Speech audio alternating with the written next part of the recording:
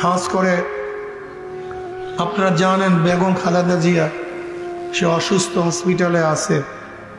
তার শেফায়ে কামেলার জন্য একবার সূরা ফাতিহা, 3 বার সূরা ইখলাস পড়ি।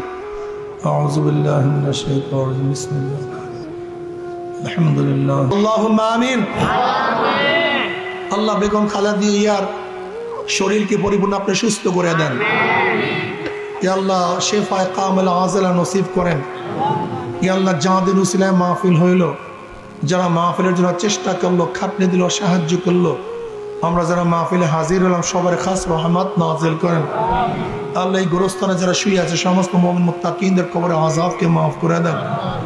আল্লাহ যারা অসুস্থ আছে পরিপূর্ণ শেফায়ে কামেলা আজল নসিব করেন।